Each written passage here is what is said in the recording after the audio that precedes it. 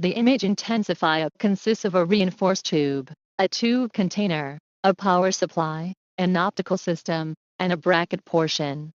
The main part of it is the image intensifier tube, which has an input screen and an output screen, so that the input screen enhances images with thousands of times of brightness on the output screen.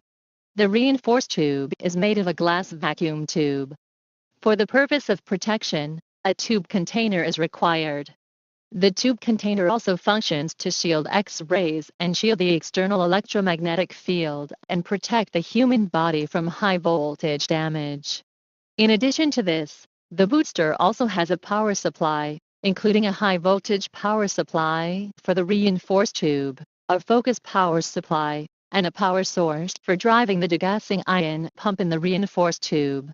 The image intensifier tube is the heart of the image intensifier. If you are interested in our image intensifier, please feel free to contact us.